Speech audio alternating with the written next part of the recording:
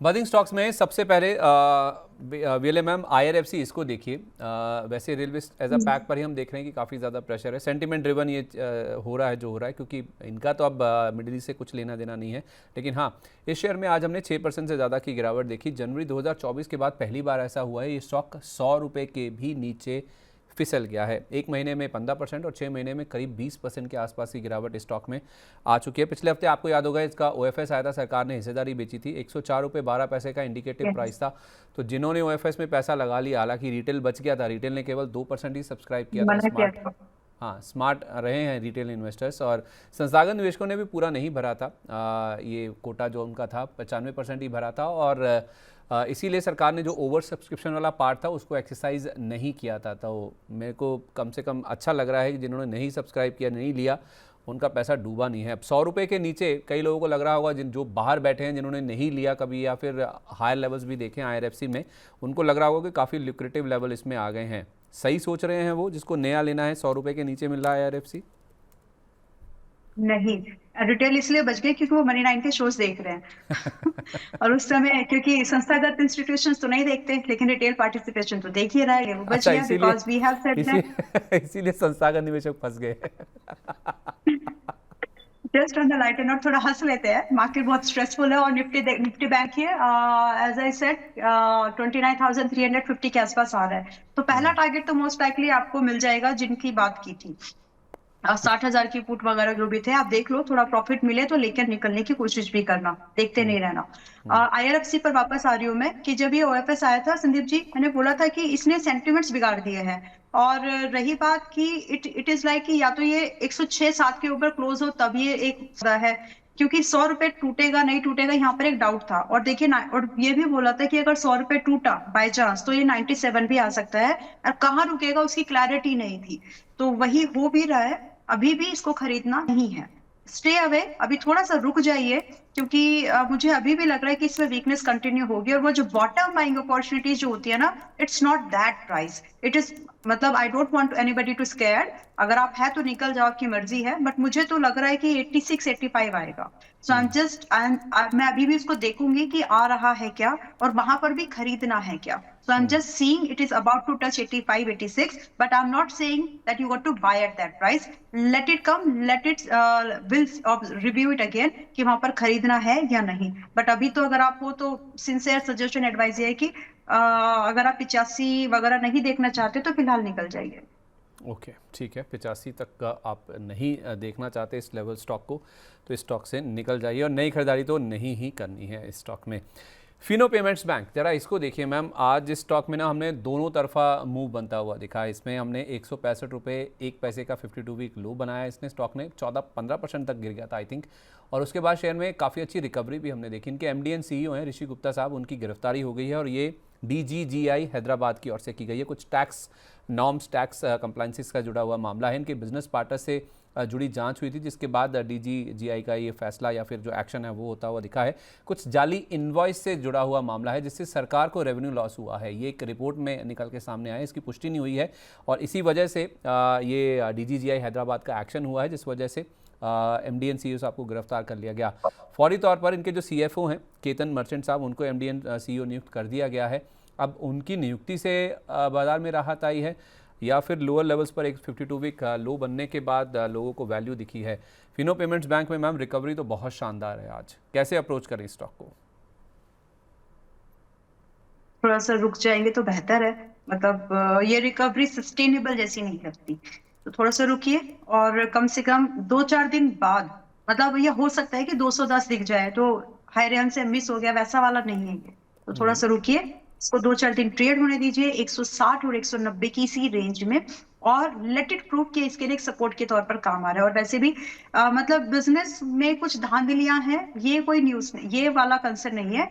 Business में अभी invoice के अगर कंसर्न्स होते हैं तो उससे क्या होता है कि आप एक्सपेंसेस ज्यादा दिखा रहे हो, मतलब इन अदर वर्ड्स बिजनेस थोड़ा और अच्छा हो रहा है जिसको रेवेन्यू में कम करने की कोशिश की जा रही है। So try to touch that point, I am trying to touch that point. इसका मतलब बिजनेस तो क्या है, तो फिलहाल आप इसको और थोड़ा सा रुक जाए, 2-4 दिन 160 190 पे इसको थोड़ा रहने दीजिए। उसके बाद जैसे ही या तो ये 160 पर आपको अगले हफ्ते मिले तब बाइक, आज मत करिएगा।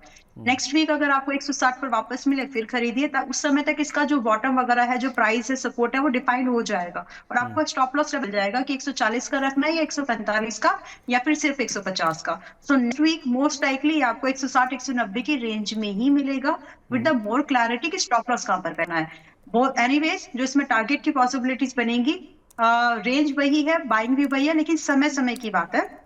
तो जो स्टॉप टारगेट बनेगा वो लगभग 230 से 250 का बन सकता है, बट स्टॉप लॉस अभी डिफाइन नहीं कर सकते, इसलिए रुक जाओ।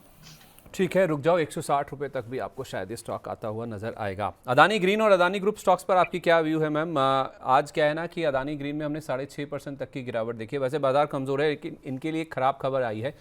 खराब खबर यह है ये ओवर द वीकेंड की नॉर्वे की जो सॉवरन वेल्थ फंड है, जो कि $2 ट्रिलियन की है, दुनिया की सबसे बड़ी सॉवरन वेल्थ फंड है, ये इससे अपने पोर्टफोलियो से इन्होंने हटा दिया है अदानी ग्रीन के स्टॉक को। जो रिश्वतखोरी का मामला था, जो गंभीर फाइनेंशियल क्राइम की चिंताएं थी, उसके कारण ये जो फैसला है वो लिया गया है। ये नॉर्वे की जो सॉवरन वेल्थ फंड है, तो फंड के पास इस कंपनी का देखें तो कुछ 0.23% के आसपास का एक्सपोजर है और वो हिस्सा अब बिकता हुआ नज़र आएगा।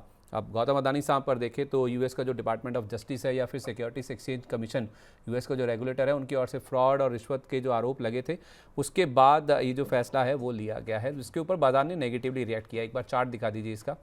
6.5% मैंने देखा था, अभी 7% के आसपास गिरावट बढ़कर होगी वापस। मैम ये जो अगर मुझे सही याद है 850 के आसपास तक ये रिसेंट फॉल में आ गया था, उन्हीं लेवल्स को फिर से अप्रोच कर रहा है, तो क्या उन लेवल्स का वेट करें या इन्हीं लेवल्स पर धीरे धीरे स्टैगर्ड बाइंग शुरू कर दें? नहीं, वेट कर लीजिए। और मैं जस्ट ऑन लाइटर नोट बोल रही हूँ, जिसको ये लोग फ्रॉड वगैरह बोल रहे हैं वो तो कॉमन प्रैक्टिस है हमारे यहाँ पे बिजनेस करने की। नहीं, उसमें क्या हुआ ना, वो कह रहे हैं कि आपने हमारे इन्वेस्टर से पैसा लिया, ये यूएसएसईसी जो है वहाँ का जो रेगुलेटर है, वो कह रहे हैं अगर आपने रिश्वतखोरी की तो हमारे इन्वेस्टर्स को क्यों नहीं बताई ये बात। अच्छा, रिश्वत लेके बताना होता है, ठीक है। नहीं नहीं, अब उनके यहाँ है, मतलब एक नहीं, उनके यहाँ स्ट्रक्चर है मैम कि ठीक है, एक हद तक वहाँ पे लीगलाइज है या फिर उसकी मंजूरी है, लेकिन हमारे यहाँ नहीं है ना ऐसा, तो हम आपको कहाँ से बता दें। तो वो कह रहे हैं कि हमारे जो इन्वेस्टर्स हैं उनके साथ आपने सही तरीके से, मतलब उनको इन्फॉर्मेशन नहीं दी है, तो एक तरह से उनके साथ गलत हुआ है, जिस वजह से हाँ ट्रांसपेरेंसी नहीं है, पारदर्शिता नहीं है, तो इसलिए उन्होंने फ्रॉड बोला है इस चीज़ को। ठीक है। यूएस से पैसा ले रहे हो, यूएस के इन्वेस्टर से, तो आपको अपना चाल चलन वैसा ही करना पड़ेगा। यस, तो मैं जस्ट कुछ कुछ चीजें ऐसे हाईलाइट करती हूँ, तो उसको मुस्कुरा के जरूर बोलती हूँ, लेकिन चीजों को, उसकी गहराई को समझ लीजिए, बस इतना ही। बाकी फिलहाल देखिए, अडानी ग्रीन अभी थोड़ा सा और डिक्लाइन पॉसिबल है। इन्वेस्टर की ही अप्रोच काम आएगी, यहाँ पे ट्रेडर का माइंडसेट काम नहीं करेगा। इसीलिए अडानी ग्रुप का जब भी नाम आता है तो मैं अंडरस्कोर करती हूँ ये चीज कि आप इसमें ट्रेडिंग ढूंढिए, इन्वेस्टमेंट के हिसाब से इसमें प्लान कीजिए, क्योंकि कोई भी ऐसा सड़ा दिन आ सकता है, यानी खराब दिन आ सकता है कि आपने खरीदा और 30% गया, आपने खरीदा और वो 30% ऊपर भी चला गया। So kind of things are very very possible in these stocks, in Adani group stocks. तो आपको उसी के हिसाब से प्लानिंग करनी है। अब टू बी स्पेसिफिक, 890 पर ये है, आप तैयार रहिए, 820-30 तक भी आएगा और वो खरीदारी की ही रेंज है। मुझे याद है जब मैं 1000 रुपए के पास आपको बोल रही थी कि 1990 के पास खरीदो, लेकिन तैयार रहो कि 800 तक भी आएगा। तो ये एक्यूमुलेशन जोन ही है। और क्योंकि आपके टारगेट बड़े हैं ना, आप यहाँ पर 1200 से लेकर के लगभग 1500 के टारगेट को चेस कर रहे हो, तो आपकी प्लानिंग उसी हिसाब से करोगे आप। अब कोई बोल सकता है ये सवाल कि मैडम 20-30% की तो बाइंग रेंज है, तो what can I do in this. इसका ये चार्ट ही वैसा है, ये स्टॉक ही वैसा है। तो रही बात स्टॉप लॉस, तो जब आप इसमें एक्यूमुलेशन कर रहे हैं, आपका स्टॉप लॉस अपना प्लान रखिए, 710 रुपए का स्टॉप लॉस है, मेंटेन कर सकते हो तो ही इसमें बैठो। अगर अभी भी आपको लग रहा है कि नहीं, उतनी वोलेटिलिटी आप हैंडल नहीं कर सकते, स्टिल इट्स अ टाइम, तो आपको प्रॉफिट भी नहीं मिलेगा, तो आपका लॉस भी नहीं होगा। Target 1200, stop loss 710, 1200 and 1500। और व्यू कितना लंबा है ये? 1 साल से 1.5 साल का है, इससे कम में बात नहीं बनेगी संदीप जी। 12 से 18 महीने। ओके, कोई और स्टॉक जो अदानी ग्रुप से आपको पसंद हो? पोर्ट्स को धीरे धीरे खरीदा जा सकता है। पोर्ट्स अभी थोड़े प्रेशर में भी है, और धीरे धीरे आप इसमें खरीदारी कर सकते। मेरी कोई पर्सनल इन्वेस्टमेंट नहीं है, डिस्क्लोजर डिस्क्लेमर डिस्क्लोजर, लेकिन मतलब यहाँ से अगर आप देखेंगे एक इन्वेस्टर की नजर से उसको ढूंढने की कोशिश करो तो आपको वैल्यू दिख जाएगी। 1650 से लेकर के 1800 जा सकता है, चांसेस बहुत ज्यादा है। बट क्या यहाँ यहीं से जाएगा, नीचे नहीं गिरेगा, गिर सकता है 1300 1350 तक और गिर सकता है। तो देख लीजिए किस हिसाब से प्लान करना है आपको, but yes it's a candidate for portfolio. 1600 से 1800 तक जा सकता है। यस परफेक्ट है। ओके, तो अदानी ग्रीन ये स्टॉक है, नीचे में आप 820 830 का इंतज़ार करें और उस केस में फिर आपके टारगेट काफ़ी ऊपर के होंगे, जो स्टॉक को 1200 से 1500 तक लेके जा सकते हैं। इसी तरह से 1600 से 1800 के लेवल आपको अदानी पोर्ट्स में भी दिख सकते हैं, लेकिन यहीं पे पूरा ले लें, थोड़ा सा संभल जाएं, हो सकता है थोड़ा स्टॉक और नीचे आता हुआ दिखे। तो स्टैगर्ड वे में अगर आप बाइंग करें तो वो शायद आपके लिए ज़्यादा बेटर होगा। एक Tejas networks, ma'am you must be very proud and very happy to discuss this stock, क्योंकि ये स्टॉक आपने भी रिकमेंड किया था, हमारे प्लेटफॉर्म पे भी आपने कई बार रिकमेंड किया है। अगर मुझे सही याद है, आज शायद आपने सुबह ही अपडेट मुझे दिया भी था कि 350 और 405 के आसपास शायद आपने रिकमेंड किया था, राइट? यस एक बार बहुत बॉटम पर, एक बार जो ब्रेकआउट आया था तब भी लोग पूछ रहे थे कि अभी बाय कर ले क्या, तब भी बोला कर लो, लेकिन अब ठीक है, कर लिया हो तो अच्छा है, लेकिन अब मत पूछना कि कर ले क्या नहीं नहीं क्योंकि अब नहीं, ये थोड़ा सा अब सवाल ये नहीं है कि इसको अभी यहाँ पे ले लें, अब सवाल ये है कि क्या प्रॉफिट बुक कर लें, क्योंकि आज शायद इसमें 500 का लेवल भी पार हुआ है, 502 रुपये 95 पैसे, तो वहाँ से थोड़ा हल्का होकर 475 रुपये के आसपास आया। पिछले हफ्ते वो ऑर्डर मिला था इनको, एक 5G मीमो रेडियो ऑर्डर, बड़ा ऑर्डर मिला था, उसके बाद से ही लगातार 3 दिन से ये चल रहा है। तो ये 500 के आसपास का जो हाई बना है अभी 502.95 का, done for the day, for the short term? नहीं अभी भी बाकी है, बट ये समझना जरूरी है कि 3 दिन में यानी 3 ट्रेडिंग सेशन में 50% से ज्यादा चला है।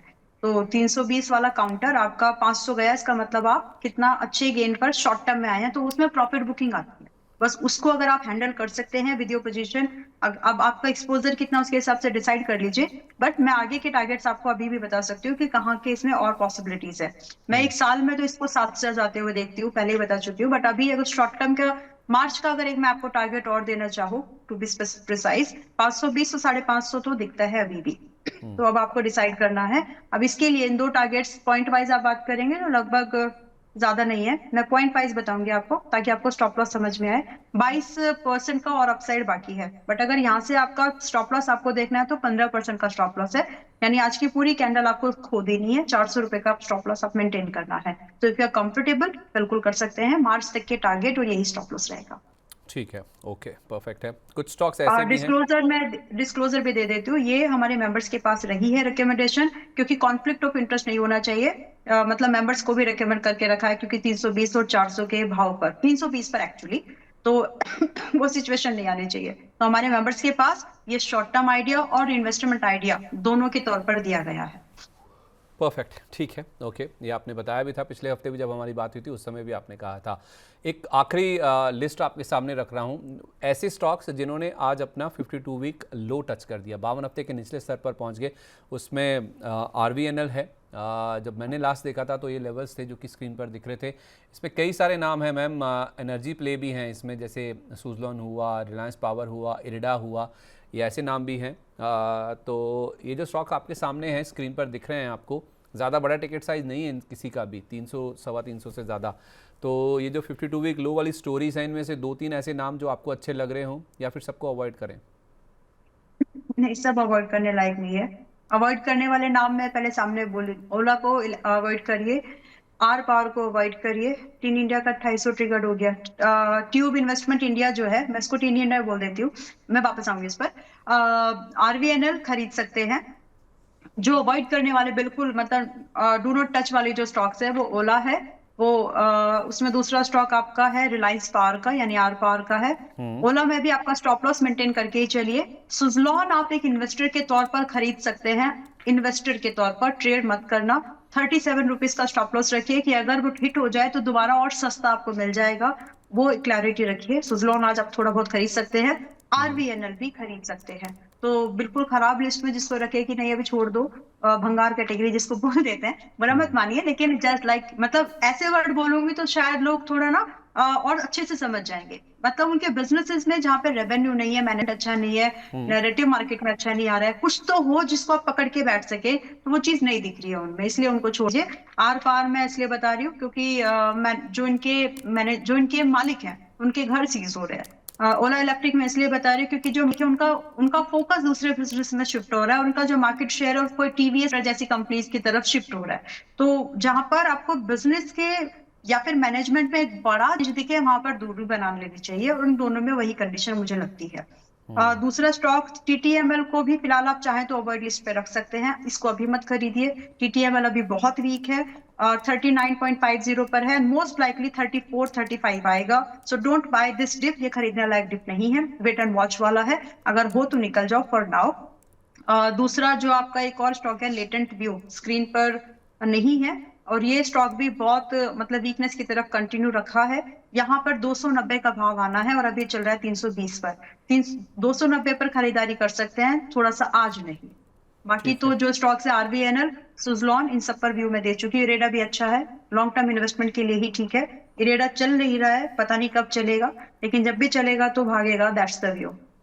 अच्छा, ठीक है, ओके। तो सुजलॉन, इरेडा और उसके साथ साथ आरवीएनएल, इसमें आप निवेश कीजिए। ओला, रिलायंस पावर, टीटीएमएल और लेटेंट वी भी अगर 20 रुपये या 30 रुपये और नीचे है तो फिर इसको भी अवॉइड की कैटेगरी में आपकी अनुमति के साथ पे डाल रहा हूँ। तो Ola, Reliance power, TTML, Latent View को आप अवॉइड कीजिए। सुजलॉन, इसमें निवेश करें 37 रुपये का स्टॉप लॉस। आरवीएनएल और उसके साथ साथ आप चाहें तो इरेडा को अपनी खरीदारी की लिस्ट में डाल सकते हैं।